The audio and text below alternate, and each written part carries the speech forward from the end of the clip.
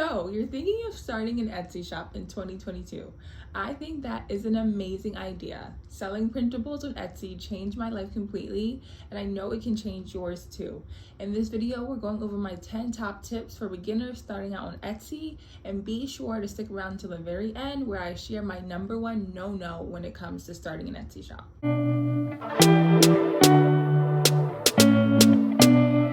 Hey guys, it's Zane. Welcome back to my channel. Today, I just wanted to talk about starting your own Etsy shop in 2022. Selling printables on Etsy is my absolute favorite way to make money online because you create the product one time, you get it up on Etsy, and then it sells for you in the background. You're shopping, you're making sales. You're at the movies, you're making sales. You're sleeping, you're making sales. You're thinking, can you do this too? The answer is absolutely yes. I was a complete beginner when it came to graphic design and selling on Etsy when I got started back in late 2020. 2021 was my first full year selling on Etsy, and I'm ending the year at $40,000 in sales.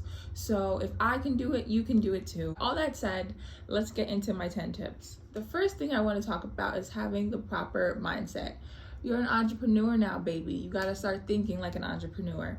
Entrepreneurs know that it's going to take time and consistent effort to build a successful business. It's not going to be like a get rich overnight scheme. You're probably not going to see your first sale within your first week, within the first month even, sometimes even 2 months, but you have to keep going. Stay focused, stay consistent with adding your listings, and know that if you're following all the steps that you should be doing, you will eventually start seeing the sales roll in. You'll learn about the important steps you should be taking as you watch the video. So keep watching, guys. This is what I'm talking about. Stay focused.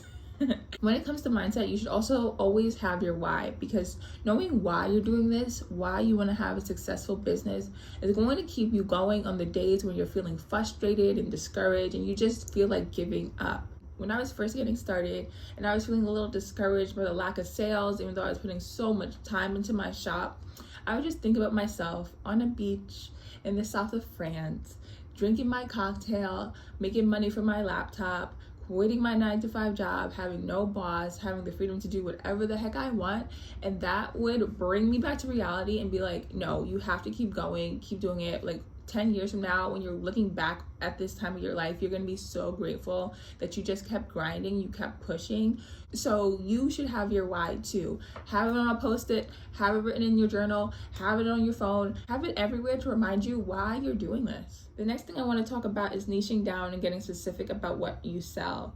Do not be a thrift store, guys. I see that a lot. A shop is selling literally anything and everything, and you can tell that they are just throwing random things up on the wall. That is not the move.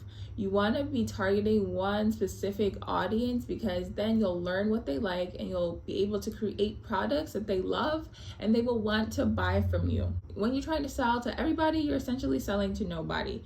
So get clear on what kind of products you want to make. Get clear on what target audience you are selling to. In my mind, there are 2 ways to go about this. Like, one, you can sell one type of product. That's what I do. I sell party games. And obviously it's going to be to different target audiences because I sell a range of party games, like from kids' birthdays to bachelorettes to baby showers. But at the end of the day, I'm known for party games. Or if you want to create different types of products, like let's say you want to do planners, wall art, and bookmarks, you can do that, but be clear on your target audience. So let's say you make those products, but you make them specifically for entrepreneurs who are moms. So you want to make products that are specific. Don't just say I make day planners. Say I make day planners for football coaches. That was a random idea, but you get it. Next thing I want to talk about is doing your competitive research. Of course, you should be looking up the competition, guys. There's no shame in that game. It's actually really smart and kind of necessary, because you need to be creating products that are as good or even better than your competition to start making sales. When you start doing your competitive research, be sure to note the price points, the color palettes they're using, their best-selling designs. You can look at their reviews to see if customers have complaints about anything and use that info to make a better product. When it comes to competitive research, you also just want to see if a niche is too oversaturated. When I first started out, I would only make products that had under 30,000 search results when you searched it on Etsy, because I didn't want to have to try to fight to get onto the first page. And realistically, if you're a brand new shop and there's a lot of competition, you're not going to be able to even get on the first page of Etsy. So you need to pick a niche that is not overly saturated and not overly competitive. You should be doing quite a bit of research before you open your Etsy shop, because you need to know what is selling. So that is why my next tip is to do market research and know trends. You should never be putting up products and saying to yourself, I really hope this sells, fingers crossed. You should know that there's demand for your product, and you should know there's a really great chance of it selling because people are searching for it. If you want to learn more about my market research strategy and the tools that I use to do it, you can check out my Passive Income with Printables ebook. The link for that is down below. The next tip I have for you guys is to have great looking listing photos. It really hurts my heart when I see ugly mock-ups and ugly listing photos, because I'm like, if that product is selling with those ugly listing photos, I know that it will sell like 5 to 10 times better with good looking mock-ups. A good listing photo is so important because that is what's going to get a customer to stop scrolling and click on your item to check it out more. And so if it looks terrible, especially compared with the thumbnails already in the search results, if it looks terrible compared to those, they're not going to click on your thumbnail at all. They're going to go to somebody else. When you're doing your competitive research, look at the thumbnails, look at the listing photos, how people are presenting their product, and then do something similar. The next thing I want to talk about is Etsy SEO, and that stands for Etsy Search Engine Optimization. So Etsy, kind of similar to Google, is just like one big search engine. A customer comes to Etsy, types in the keyword that they're looking for, and then a bunch of products are shown to them.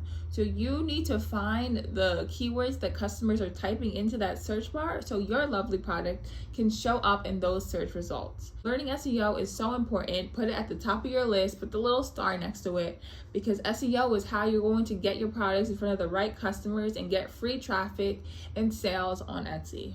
Just so you know, guys, my Passive Income with Printables ebook includes my SEO strategy that's helped me receive most of my traffic, about 80% of my traffic, from Etsy for free. So if you want my complete breakdown along with examples of how to do your SEO, be sure to check it out. So the next thing I want to talk about is writing good descriptions that highlight the benefits of your product and not just the features. Listen, nobody cares that your planner is 35 pages long. Like, that's well and good, but like, who cares? They do care about what benefit it's going to add to their life. Why should they buy your planner? So I sell a manifestation planner. I could be like, so yes, this planner is 35 pages long. You can print it out at home. You can put it in a binder and it will help you manifest. Boring, right? So boring. Or I can say something like, this manifestation planner is the key to finding the love of your life, making more money, and being happy like you deserve. Doesn't that sound a lot better? Like, just come up with some like fluffy stuff that touches on the person's pain point. And this is why you also need to know your target audience, because you know exactly what to say to get them to want your product. So you can talk about your customers' pain points and then give them a solution, or you could talk about and appeal to their desires, their fantasies, and then be like, hey, my product can help you achieve that. Next tip, and this is one I didn't even know until like 6-7 months into my Etsy journey, is that you should be setting up coupon campaigns for your abandoned cart people, people who recently favorited your item, or people who recently purchased from you. So Etsy allows you to send follow-up coupons to these people, and it's such a great idea because you already know that they're somewhat interested in your product. And so sometimes that little push of the 15-20% off coupon will make you the sale. We have 2 more tips, you guys, and then I will tell you my number 1 no-no that makes me cringe every time I see it. But next up, I want to talk about Pinterest and using it to drive even more traffic to your Etsy shop, because we can never have enough traffic. And so I think Pinterest is the best social media to focus on learning it and building up your audience. You can use Canva to create your Pinterest pins, and then you can use Tailwind to schedule your Pinterest pins if you don't want to manually post every day.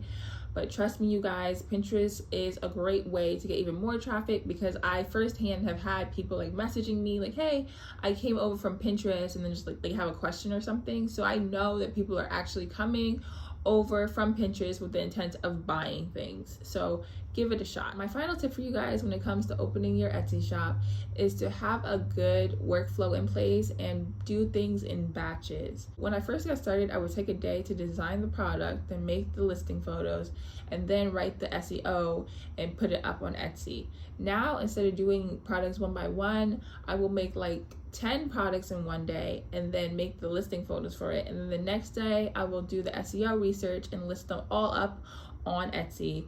And that has just made things a lot easier and a lot more seamless. And it's easier just to like focus on doing one task and then switch to another task the next day instead of trying to do multiple tasks in one day. It's just like different parts of your brain. Like one's like the creative designy part and the other one is the more analytical researchy SEO part. And so it's better just to do them separately and just do it in more volume. Also, when it comes to workflow, have a set time that you are going to try to work on your shop every night, because I know it can be easy to just like come home and be tired after work and not want to do anything, but commit to like at least an hour after work every single day.